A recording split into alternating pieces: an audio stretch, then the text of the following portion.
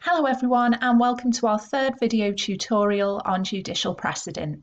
In the first video we looked at an overview of precedent and stare decisis as well as the court hierarchy. In our second video we looked at ratio decidendi, obiter dicta and law reports. And in this third video tutorial we're going to be looking at the methods of avoiding precedent. I'll be thinking, why do we want to avoid precedent? In our first video, we were talking about how important precedent is, how it's important that we stand by what's been decided because that's fair, it's likely to lead to justice, that we want like cases to be treated alike, that it also has the benefit of certainty because we can advise our clients because we know what's been decided before. So you might be thinking, so why do we want to avoid it? Why do we want to avoid precedent? Well, if you think about when a decision has been made, that might be very good at the time, but times move on and law doesn't exist in a social vacuum. So a decision that was made in 1920 might have been the correct decision then, but in 2020, is it the right decision still? So there might be some instances, perhaps when times have changed, where a judge doesn't want to follow a past precedent, that a judge wants to avoid a precedent. It might be that the judge simply doesn't agree with what judges have decided before. We know Denning was very much a judge like that. So there are reasons why judges might want to avoid precedent. And what we're going to look at today are the methods of avoiding. So if we go on to the next slide here, I've got the three main methods of avoiding precedent listed for you. We've got distinguishing, overruling, and reversing. And before we look at each of those in turn, I just wanted to draw your attention to disapproving. Now, disapproving isn't strictly a method of avoiding precedent. This is simply where a judge states that he disapproves of a case, but he carries on and follows it anyway, as he's required to do by binding precedent. But the point is, if enough judges disapprove and say, I think this is wrong, I think this is wrong, time and time again, then that might eventually lead to a change in the law. So I've got an example here for you. Anson Merton was disapproved of many times until eventually a case went to a high enough court, saw that lots of judges had disapproved it over the years and then took the opportunity to overrule it. So just to be aware of that.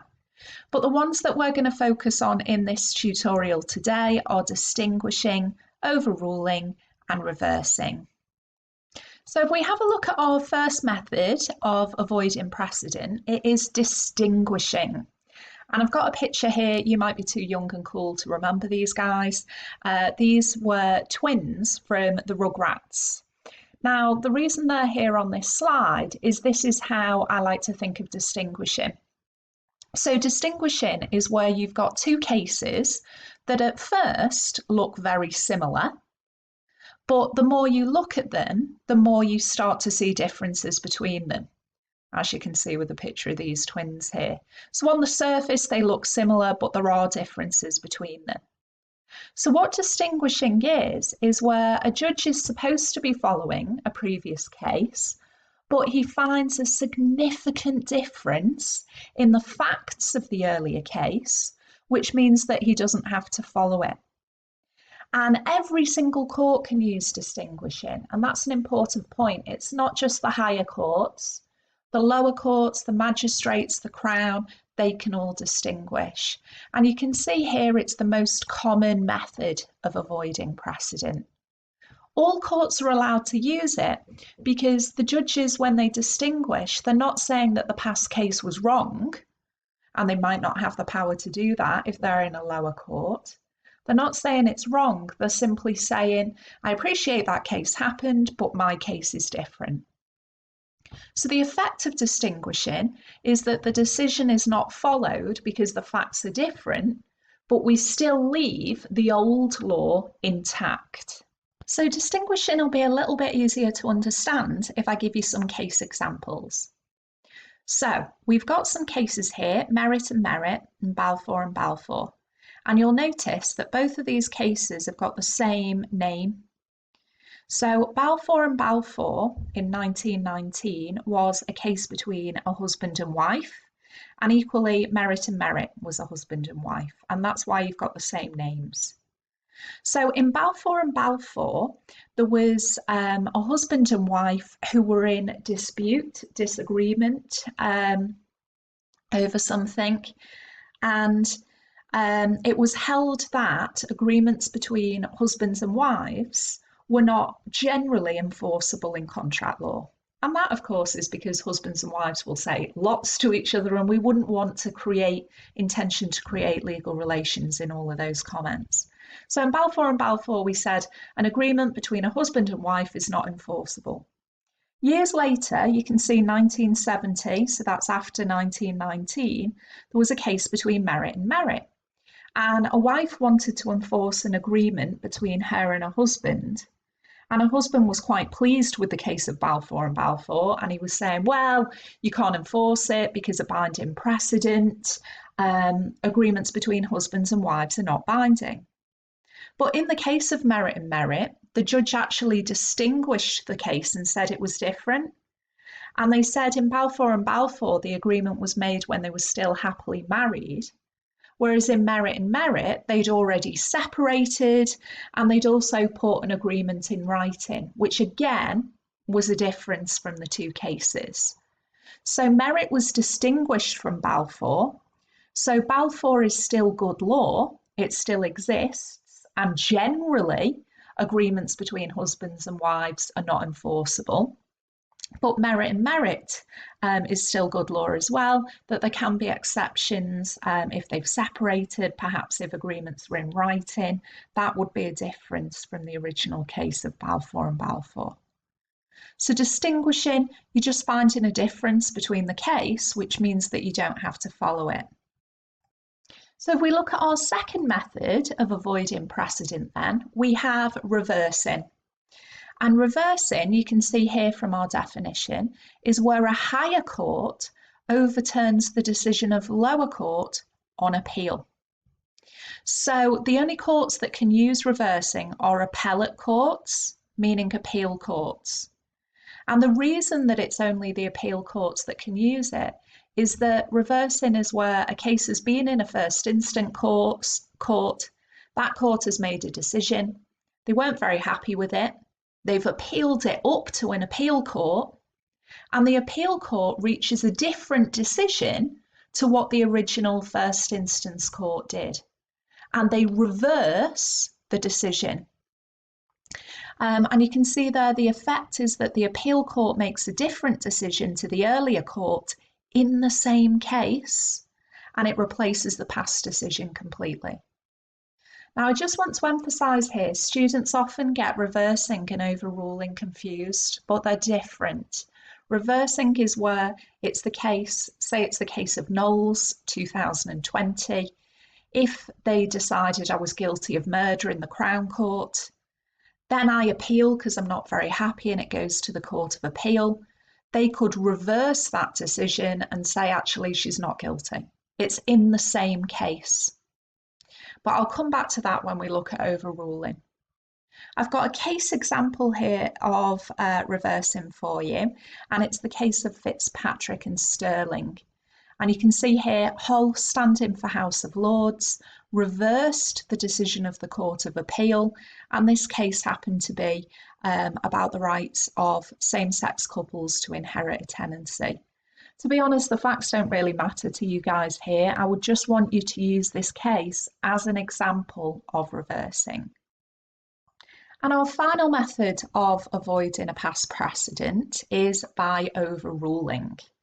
And again, you might not know this character, but I certainly do. This is Oscar the Grouch.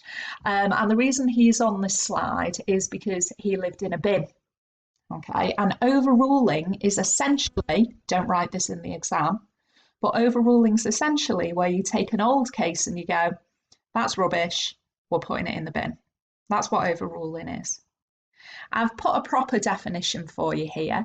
Overruling is where a higher court in a different later case states that the principle laid down by the lower court is wrong and overturns it.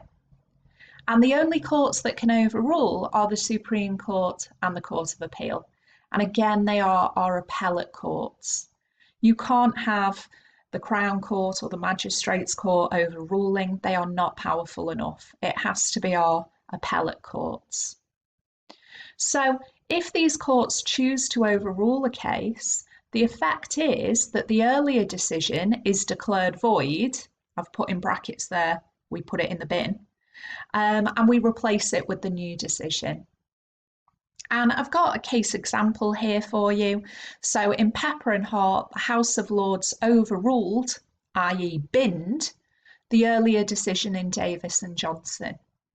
And Pepper and Hart, if you remember from statutory interpretation, that was the first case that said that judges were able to use Hansard as an extra aid to interpretation.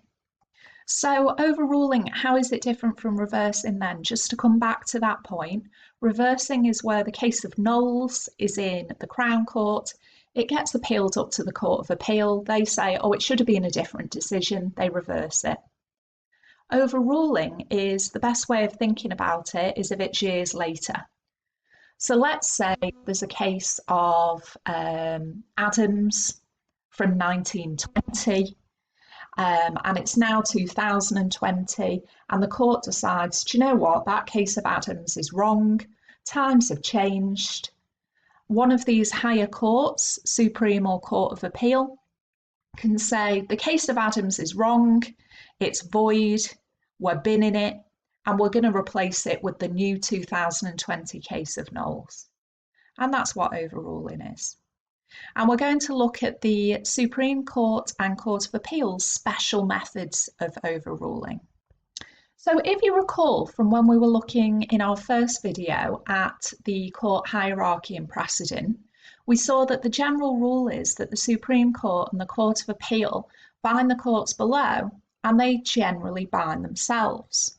So that means once they've made a decision, they have to stick to it. And in general, we want that because the law becomes certain. But there are some instances where the Supreme Court and the Court of Appeal might have made decisions years ago that we now need to change. So the Supreme Court has a special way of overruling its own past decisions, and it uses the practice directions 3 and 4. And the Court of Appeal has a special method. They use the exceptions in Young and Bristol Aeroplane. Just remember, the practice directions used to be called the practice statement. So if you see that anywhere, it just means the same thing. So we're going to look a bit closer at each of these. So firstly then, the Supreme Court, well, it was the House of Lords, obviously, before 2009, but until 1966, the House of Lords, or the Supreme Court, regarded itself as bound by its own previous decisions unless the decisions were made per incuriam, and that's Latin for by mistake. So that meant that, essentially, once the Supreme Court or House of Lords had made a decision, they were stuck with it forever and ever and ever, amen. Now that isn't very practical. So in 1966, a practice statement was issued so that the court can depart from its previous decisions where it appears right to do so, but it should do this sparingly. And it can only be used by the Supreme Court, only where it appears right to do so, and the effect is that it allows the Supreme Court to overrule its past decisions in rare instances.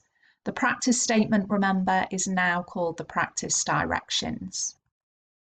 And we have a case example of where the House of Lords first used the practice statement, and that was in BRB and Harrington.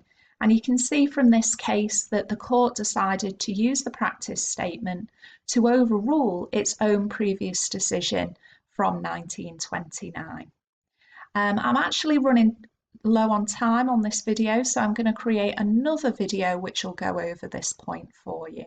So please tune into video number 4, where we will look a bit closer at BRB and Harrington and also at the Court of Appeal's use of Young and Bristol Aeroplane.